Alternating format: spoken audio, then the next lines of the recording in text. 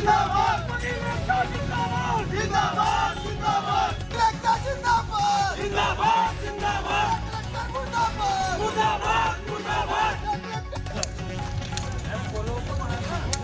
बोलो happy birthday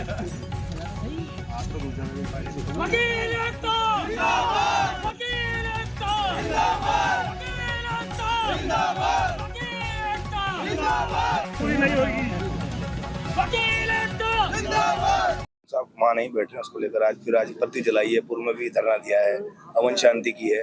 क्या चाहते हैं आप? एक्चुअली हम ये चाहते हैं कि जो हठधर्मिता जिला कलेक्टर और उपखंड अधिकारी की है वो खत्म करके इस न्यायालय को वापस उसी परिसर में ले जाएं।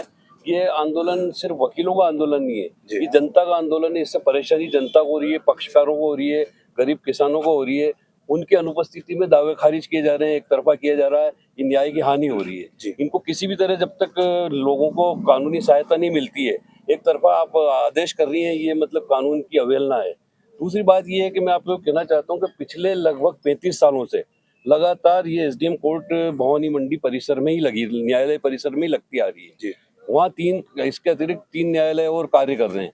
ये किसी भी रूप में संभव नहीं है कि हम वो 3 न्यायालयों का काम छोड़ के वकील लोग यहाँ 3 किलोमीटर 4 किलोमीटर दूर आके पैरवी करें। हमारे पैरवी नहीं करने से हमारा नुकसान नहीं है, गरीब किसानों का, पक्षकारों को नुकसान है जिनको न्याय नहीं मिल रहा है। एसडीएम साहब है, कलेक्टर साहब है और हम हैं, सब न्याय देने के लिए बैठे हैं। पर आपकी हठधर्मिता और आपकी जिद की वजह से आज पब्लिक को कितना नुकसान हो रहा है, इसको मतलब आपको उनको देखना चाहिए। ऊपर वालों को भी, राजस्थान सरकार को भी देख के आदेश देना चाहिए कि भाई पूर्व स्थिति शुरू करे, क्योंकि इससे दरअसल सबसे बड़ा नुकसान पक्षकारों को है कि उनको न्याय नहीं मिल पा रहा है। और पिछले करीब 1.5 महीने से तारीखें बढ़ रही है, कभी एक तरफा आदेश हो रहे हैं, कभी दावे खारिज हो रहे हैं। तो हमारा मतलब आंदोलन का मूल उद्देश्य यही है कि यहाँ पे वापस पूर्ववत स्थिति शुरू की जाए, पक्षकारों को राहत मिले। और हम किसी भी कीमत पर झुकने के लिए तैयार नहीं है, क्योंकि ये संभव ही नहीं है कि हम यहाँ आके पैरवी करें। ये हमारे लिए भी, वकीलों के लिए भी और पक्षकारों के लिए भी एक बहुत कठिन कार्य है कि 3 किलोमीटर दूर 3-4 कोर्टों का काम छोड़ के हम यहाँ आए पैरवी करें। पक्षकार बेचारा अकेला रह जाता है। इन सारी चीज़ों को छोड़ के और हठधर्मिता छोड़ के इनको रास्ते पर आना चाहिए। दूसरी बात मैं ये कहना चाहता हूँ कि इन्होंने उस भवन को जर्जर घोषित करा, मतलब सामने आई थी बात ये सहायक अभियंता की रिपोर्ट लेके कलेक्टर साहब ने और इन्होंने के जर्जर भवन गिर जाएगा। उसी भवन में अभी 3 कोर्ट चल रही है, उनको खतरा नहीं है। हम जिस बरामदे में बैठते हैं वहाँ बड़े बड़े पिल्लर गिर रहे हैं, हमको खतरा नहीं है और इनको खतरा है। तो ये बिल्कुल एक तरह से बड़ी अजीब सी बात है कि मतलब आप अपनी जिद पूरी करने के लिए झूठे बहाने बना रहे हैं और इस प्रकार का काम कर रहे हैं, जिससे जनता को, वकीलों को, सब पक्षकारों को दिक्कत हो रही है। हमारा यही निवेदन है कि जल्दी जल्दी ये हड़ताल खत्म हो, वापस आप उसी परिसर में आके कार्य करें। हम इसीलिए आंदोलन कर रहे हैं। आगे अगर इस तरह की बात नहीं मानता है, सस्ता और सुलभ न्याय की जो परिकल्पना है उसको साकार करने का दायित्व भी इनका है। जिला कलेक्टर के आदेश की पालना एसडीएम साहब कर रही है, ऐसा कहना है। जिला कलेक्टर ने आदेश दिया है, पर ये आदेश जिला कलेक्टर, एसडीएम और सहायक अभियंता इन तीनों की मिलीभगत से हुआ है और इसको मतलब किसी भी तरह से न्याय संगत नहीं ठहराया जा सकता। वकीलों द्वारा 1.5 माह से जिस तरह से राजस्व को लेकर वहाँ काम बंद है, जिस तरह से आपने बताया कि भाई वहाँ पे जो जर्जर बिल्डिंग है उसको लेकर हम यही न्याय करेंगे, लेकिन वकीलों ने कई बार इसको लेकर संघर्ष किया है।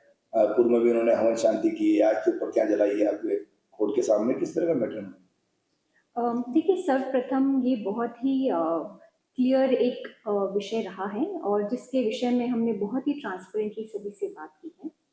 जो आज दिनांक तक, इससे पहले तक इशू अगर मैं ब्रीफली आप सभी को एक्सप्लेन कर सकूं, तो पहले के समय में यहाँ पर एसडीएम भवानी मंडी की पोस्ट नहीं होती थी।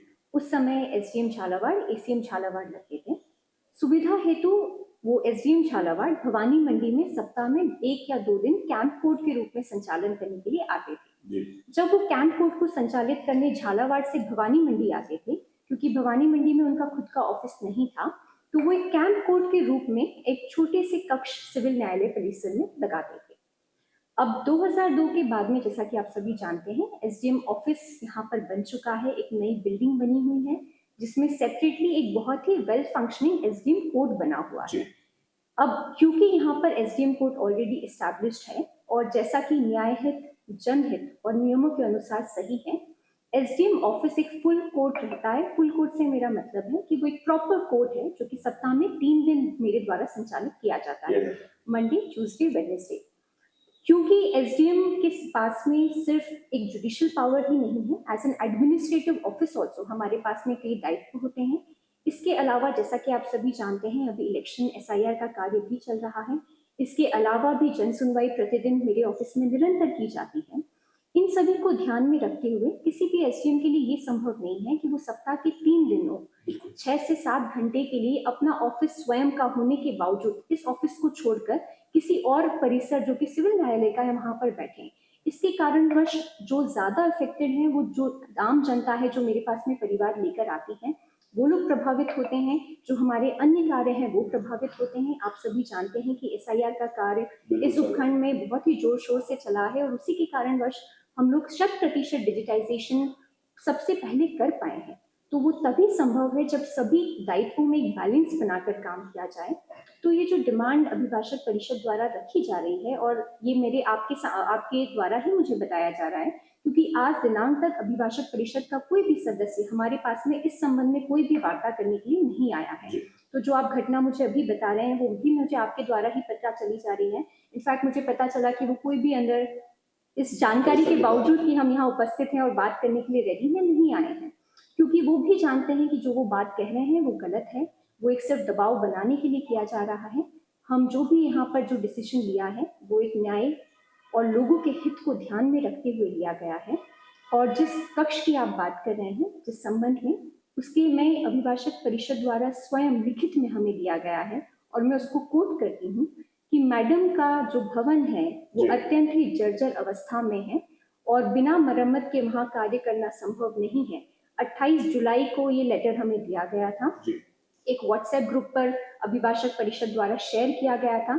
उसमें उस कमरे में प्लास्टर जो गिरा हुआ था उसकी फोटो भेजी गई थी और उसी के कारण को कोट करते हुए इनके द्वारा कार्य का बहिष्कार किया गया था। तो आज ये कहना कि वो भवन जर्जर नहीं है, ये थोड़ी गलत बात है।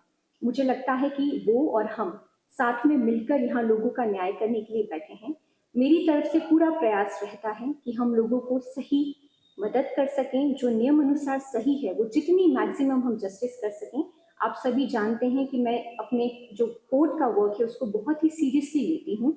इसी के कारण यहाँ पर बहुत ही अच्छा डिस्पोजल रेट मेरा शुरू से रहा है। हम बिल्कुल पारदर्शिता के साथ में दोनों पक्षों की कार्रवाई को हम नियम अनुसार करते हैं। और आप सभी जानते हैं कि अभिभाषक परिषद के द्वारा जिन भी गलत कारणों से यहाँ पर बहिष्कार हो रहा है, उसके बावजूद विगत 2 महीनों से जो हमारा एसडीएम कोर्ट है वो बहुत ही सुचारू रूप से चल रहा है। अभी भी बाहर जो परिवार खड़े हुए हैं, आप उनसे पूछ सकते हैं कि वो कितने संतुष्ट होकर यहाँ से जाते हैं। तो मैं यही कहना चाहूंगी कि जो भी प्रक्रिया हमारे द्वारा अपनाई गई है वो बहुत ही ट्रांसपेरेंट है, न्याय हित में है, लोगों के हित में है। जो हमारा एज एन एसडीएम ड्यूटीज हैं उनमें बैलेंस बनाते हुए हैं। और इस प्रकार की जो चीजें या घटनाएं आप हमें बता रहे हैं जो मैं नहीं जानती हूँ, आपके द्वारा मुझे पता चल रही है, ये थोड़ी मुझे अशोभनीय लगती है। हम सभी का संयुक्त दायित्व है कि हम लोगों की जितनी ज्यादा सेवा और मदद कर सके वो करना चाहिए। उनका कहना ये था कि पक्षधारों के हमारे केस खारिज हो रहे हैं, हमें परेशानी आ रही है और ये कब तक चलता रहेगा सिलसिला। हमें तो 35 साल का जो पुराना सिलसिला चलता है, वहाँ बैठती थी मैडम, लेकिन अब नहीं बैठ रही है। देखिए, जो सर्वप्रथम आपने 2 पॉइंट रखे हैं, मैं पहले को एक बार एड्रेस करूंगी। जो आपका ये कहना है कि पक्षकारों का एक पक्ष किया जा रहा है, तो ये इनके द्वारा बिल्कुल भी गलत कहा जा रहा है। जैसा कि आप सभी ने प्रवेश किया होगा, यहाँ 30 से ज्यादा पक्षकार ऑलरेडी मेरे इजलास के बाहर बैठे हुए हैं। तो पक्षकारों के पास सूचना है कि एसडीएम कोर्ट यहाँ पर चल रहा है, वो नियमित तिथि पर आ रहे हैं। जो भी पक्षकार स्वयं या अपने वकील के माध्यम से उपस्थित नहीं होते हैं, नियमों में हम बाध्य हैं कि हम उनको 2-3 से ज्यादा अपॉर्चुनिटीज नहीं देते हैं, वो नहीं उपस्थित होते हैं, वो केस हमें खारिज करना पड़ता है। तो जो भी हम कार्रवाई कर रहे हैं ये डिस्क्रिप्शन नहीं है, ये रूल बाउंड है, ये नियमों के अनुसार हम कर रहे हैं। तो मुझे नहीं लगता है इस तरह का इनका जो ग्राउंड है ये कोई भी वैलिड है। दूसरी चीज, आप जो कह रहे हैं कि 30-40 सालों से वहां होता था, तो देखिए आप सभी जानते हैं कि बहुत बार ऐसे प्रैक्टिसेस समाज में होती हैं जो कि बहुत लंबे समय से चलती हैं। पहले सती की प्रैक्टिस को भी माना जाता था सही, उसके बाद में दहेज को भी सही माना जाता था। नया कानून आया, सोशल एक्सेप्टेंस उसकी चेंज हुई। आज के समय में दहेज क्राइम भी है और दहेज सोशली एक्सेप्टेबल भी नहीं है। तो जो गलत चीज है, जस्ट बिकॉज वो लंबे समय से चलती आ रही है, इसका मतलब नहीं है कि वो सही हो जाती है। नियम अनुसार हम कार्रवाई कर रहे हैं और मैं अपेक्षा करती हूँ कि यहाँ के उपखंड के सभी लोग इंक्लूडिंग अभिभाषक परिषद इस हमारी जो दायित्व है उसको हमें करने में हमारा सहयोग करेंगे। Thank you. Thank you.